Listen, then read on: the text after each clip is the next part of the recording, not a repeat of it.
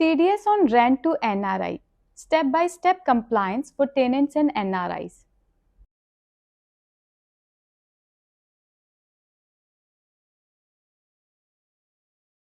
Hi everyone, this is Ushma and welcome back to my channel.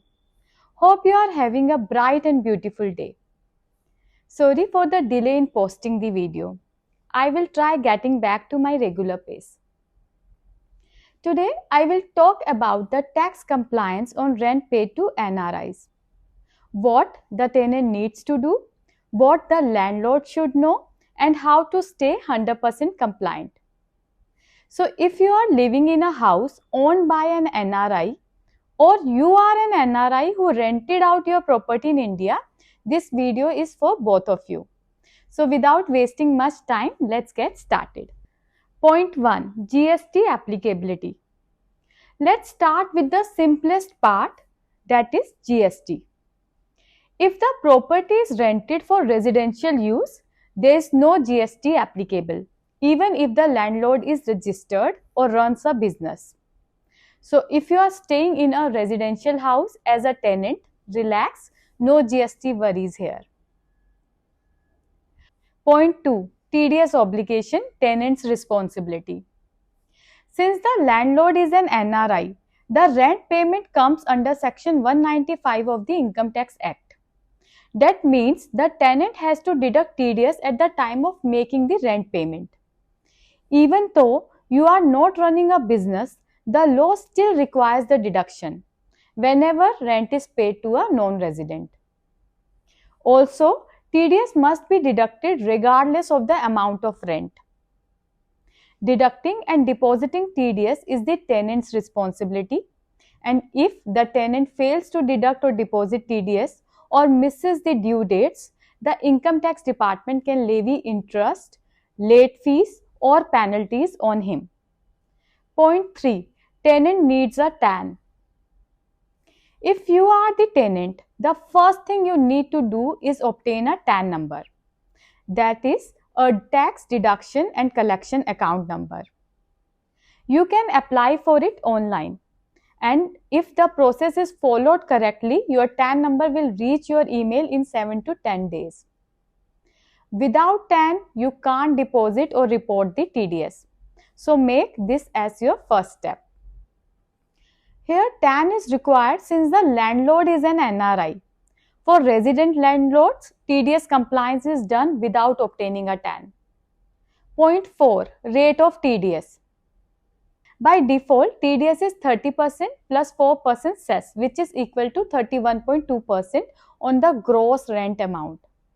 But the landlord can reduce the burden.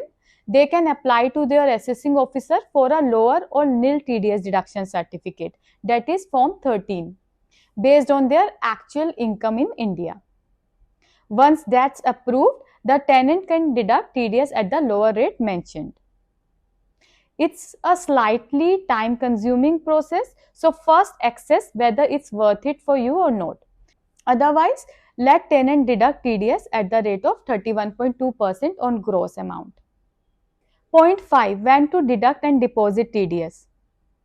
TDS shall be deducted at the time of making the rent payment to NRI landlord. The tenant must deposit the TDS to government within 7 days from the end of the month in which it was deducted. Only exception is month of March. The due date to deposit TDS to government is 30th April. You can have a look on this table.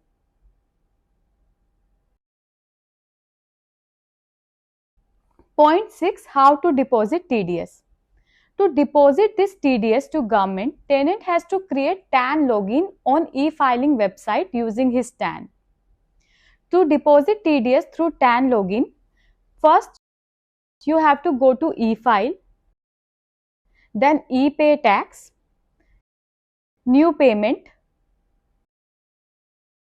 select assessment year, pay TDS, Section 195 other sum, fill the challan.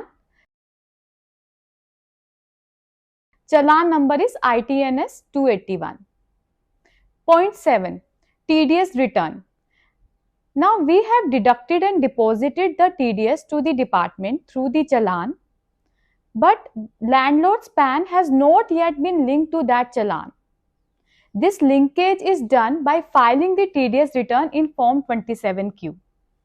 Form 27Q, that is TDS return for non-residents, must be filed after the end of every quarter within the following due dates, that is 31st July, 31st October, 31st January and 31st May. You can see for the last quarter, January to March, the due date for filing Form 27Q is 31st May, which gives a longer window, about 2 months compared to the 1 month deadline for the other quarters. Here is the table for the better understanding.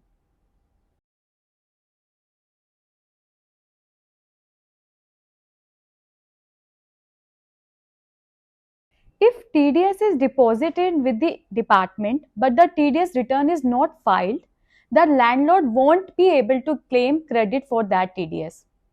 So make sure to file the TDS return on time. To download TDS certificate, that is Form 16A, tenant has to make an account on Trace's website. The entire process of deducting TDS for an NRI landlord is quite different from that for a resident landlord. So it's advisable to seek professional assistance to ensure proper compliance. Now let's discuss landlord side, who is an NRI here. Once TDS is deducted, it will reflect in your Form 26AS. You can claim credit for it while filing your annual income tax return. If excess TDS was deducted, you can claim a refund. Filing is must if you are getting rental income in India to maintain better compliance with Indian Income Tax Department, and also to claim refund of extra TDS deducted. Let me explain the process with an example. Suppose the monthly rent is rupees 1 lakh and the applicable TDS rate is 31.2%. The tenant will deduct TDS of rupees 31,200 and pay balance rupees 68,800 to the landlord. The deducted TDS amount of rupees 31,200 must be deposited with the income tax department by the 7th of the following month. The process continues for each month of the quarter. After the end of the quarter, the tenant is required to file Form 27Q to report these deductions. Finally, the tenant must issue Form 16A to the landlord as proof of TDS deduction. After the end of the financial year, the landlord will file his income tax return based on the actual income earned in India. The TDS already deducted can be adjusted against his total tax liability. If the total tax payable exceeds the TDS, the balance must be paid as self-assessment tax. Conversely, if the TDS deduct is higher than the actual tax liability, the landlord can claim a refund of the excess amount. The income tax department also pays interest on such refund amounts at the prescribed rate. So staying compliant helps both tenant and NRI landlord. That's all for today. If you found this video useful, do share your thoughts in the comments below. Thanks for staying till the end. I'll catch you in the next one. Till then, shine on and stay awesome. Bye.